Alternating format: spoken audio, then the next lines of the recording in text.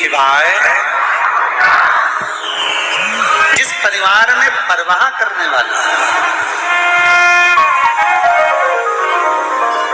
देवर अपने भैया भाभी की परवाह करे, भैया भाभी अपने छोटे भाई और बहू की परवाह करें, बच्चे अपने माता पिता की परवाह करें, माता पिता अपने बच्चों की परवाह करें, बहन अपने भाई की परवाह करे, रिश्तेदार रिश्तेदार की परवाह करे, काका काकी एक दूसरे की परवाह करें। जितने परिवार में सदस्य हैं वो सब एक दूसरे की परवाह करें तो परिवार। अब मालूम पड़े एक ही परिवार में देवरानी भी दे रही है, जेठानी भी दे रही है, एक उधर मुंह फुला के दे रही है, एक उधर मुंह फुला के दे रही है, सास का मन भी नहीं लग रहा, बहू का मन भी नहीं लग रहा, बहन भाई भी दे रहे हैं तो आपस में बातचीत नहीं कर रहे, जरा सा कुछ हो गया कोई परवाह करने वाला नहीं। इसको परिवार नहीं कह सकते।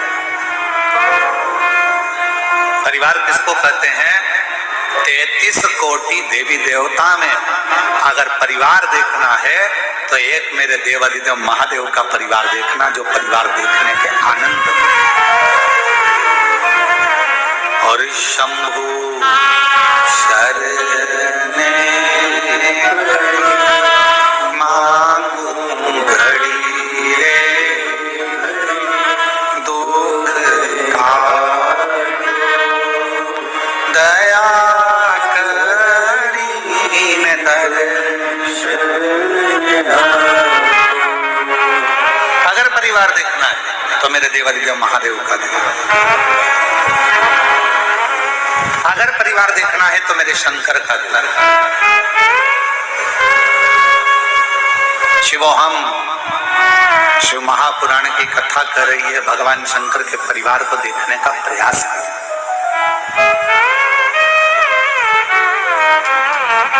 कितने देवता, 33 कोटि देवी देवता विराजमान हैं, 33 कोटि देवता के भी मंगल विवाह हुए हैं, उनके भी बच्चों का प्रसंग है।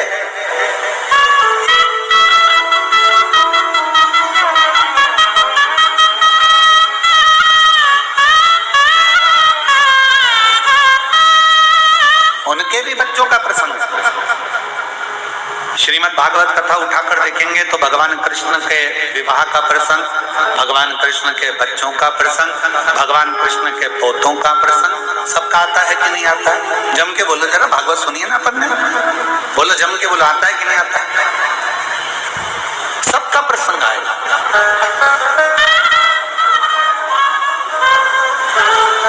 ऐसा कोई नहीं जिसका प्रसंग नहीं आता हो। भगवान राम जी का चरित्र स्मरण करेंगे, रामचरितमानस को उठाएंगे, रामचरितमानस का स्मरण करेंगे, रामचरितमानस को पढ़ेंगे, रामचरितमानस का अध्ययन करेंगे तो उस रामचरितमानस के अध्ययन में निकलेगा कि भगवान राम जी के भी पुत्र हुए, लक्ष्मण जी के भी पुत्र हुए, भरत शत्रुघ्न जी के भी पुत्र हुए, उनका वंश बढ़ा, फिर उनके बच्चों का वंश बढ़ा, फिर उनका वंश बढ़ा, ये क्रम चलता रहा। अगर प्रसंग उठाकर देखेंगे तो भगवान विष्णु का भी वंश का प्रसंग मिलेगा, भगवान ब्रह्मा के वंश का प्रसंग मिलेगा, सारे देवताओं के इंद्र के वंश का प्रसंग मिलेगा। पर 33 कोटि देवी देवता में केवल एक देवता ऐसे हैं, वो देवादिदेव महादेव ऐसे हैं जिनके वंश का प्रसंग किसी बच्चे से भी अगर पूछ लिया जाए तो वो भी बता देता है कि शंकर भगवान के पुत्र श्री गणेश जी महाराज हैं, उनकी पूजन होती है। भगवान श्री षडानंद कार्तिकेय हैं, उनकी पूजन होती है। भगवान के वंश का पूरा प्रसंग का वर्णन किया गया, पूरे प्रसंग।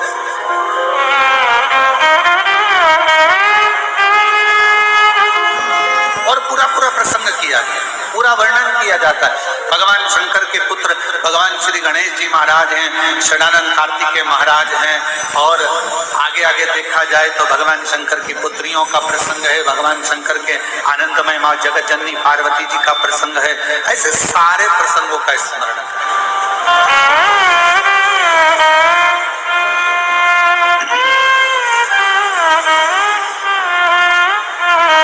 और जब हम सारे प्रसंगों का स्मरण करोगे तो ये ज्ञात होगा कि भगवान शंकर का पूरा परिवार एक साथ बैठकर पूजाता है, एक साथ बैठकर उनका सम्मान किया जाता है, एक साथ बैठकर उनकी पूजन करी जाती है। भगवान शंकर के पुत्र श्री गणेश जी महाराज का भी पूजन हो रहा है, साथ में देखा जाए तो सदानंद कार्तिकेय जी का पूजन हो रहा है, साथ में देखा जाए तो माँ जगत जननी का पूजन हो रहा है, साथ में देखा जाए तो भगवान श्री नंदीश्वर का पूजन हो रहा है। यदि हम देखें तो भगवान शंकर के पूरे परिवार के जितने जितने सदस्य हैं सबका सम्मान हो रहा है, सबका पूजन हो रहा है, सबकी आराधना हो रही, सबकी चाकरी हो रही है, सबकी सेवा हो रही है।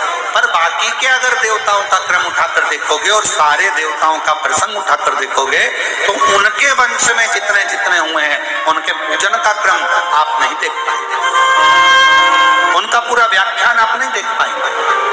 पर भगवान शंकर के पूजन का क्रम, भगवान शंकर के परिवार के पूजन का क्रम ये सब बहुत बहुत। अच्छा, सबसे ज्यादा आनंद आता है ना हरतालिका तीज के दिन, तुम देख भगवान भला करे सो आनंद आए। इतनी बड़ी थाली में केला के पत्ते के ऊपर बालू रेत का शंकर जी बनाए और पूरे मोहल्ले की माताएं थाली भर भर के सामान लाए और ऐसे पल्लू ले लेके माताएं ककड़ी, भुट्टा, नरियल सब शंकर जी पे बेल पत्ती, पत्ता पत्ती, धतूरा, सारा सामान शंकर जी पे और सब सामान, और शंकर जी ऐसा दबा दबाया बैठे।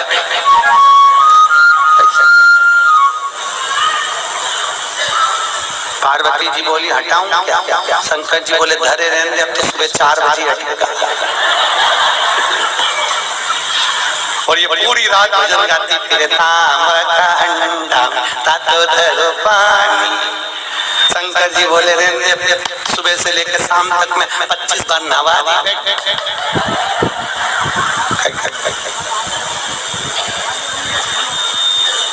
और बोलती जा नींद आए भोला नवा के देओ।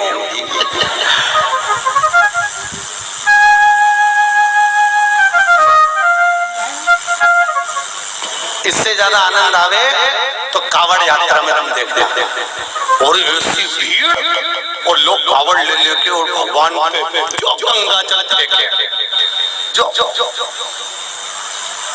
यहाँ की कावड़ तो हमने नहीं देखी कि यहाँ पर पानी कैसे चढ़ाने देते हैं, पर काशी में तो ऐसी भीड़ आती है और गंगा जल ले लेके पानी भगवान शंकर पे फेंकते हैं और कहीं कहीं का तो गंगा जल। और पार्वती जी माँ पीछे कांच में बैठी और बैठी बैठी के भोलेनाथ जी क्या स्थिति है। शंकर भगवान बोले आम तो अपन तो बैठे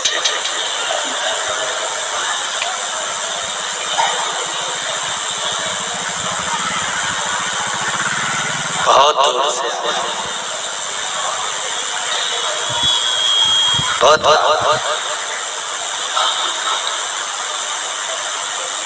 और आनंद इतना रहे ना हरतालिका तीज के दिन माताएं दो सुबह से लेके 12:30 बजे तक बहुत अच्छी दिखती है। सुबह से दोपहर के 12:30 बजे तक, 12:30 के बाद तो पलंग पे मिलती पट्टा बांध के,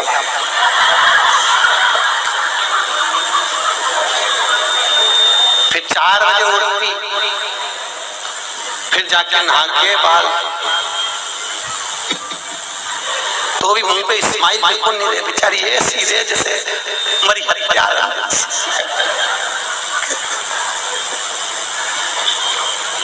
और फिर भी फोन लगा के पूछते थे चाचा जी पंडित जी कितनी बजे आएगा, पंडित जी कितनी बजे आएगा। और पहली पूजन पे चाय, पहली पूजन के बाद हमने पूछा माता जी इसमें तो लिखा है कि दूध पिए तो बिल्ली बने, सोए तो अजगरी बने, बोले तो मेंढकी बने, तो तू तो चाय पी रही, किताब में चाय का नहीं लिखा। हमने भी डबल से पढ़ी हरतालिका तीज की किताब, तो हमने देखा वास्तव में हमें चाय का नहीं लिखा। माता इतनी चतुर, जो चीज का नहीं लिखे वो निपटा जाए, इसलिए किताब छापने वाले में भी अच्छा करा सब चीज लिख दी। सोए दूध पिए तो ऐसा बेचारे को नहीं मालूम होगा कि चाय भी चलेगी, तो वो भी लिख देता है।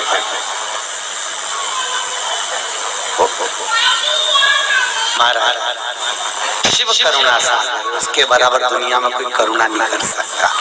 राम जी की सेवा में तो ये भी चाहिए वो भी चाहिए, और कृष्ण की सेवा में भी ये चाहिए वो चाहिए, और शंकर की सेवा में तो पानी चढ़ाओ तो ठीक है, नहीं चढ़ाओ तो ठीक है, नहीं तो यहाँ तो शास्त्र कह रहा है मुझे कुछ भी प्रिय नहीं है। शिव कहते हैं मुझे केवल एक प्रिय है और वो सत्य प्रिय है, इसलिए सत्यम शिवम सुंदरम, मुझे सत्य प्रिय है। इसलिए जो मर जाता है उसको तोप के ले जाते हैं तो चिल्ला चिल्ला के जाते राम नाम सत्य।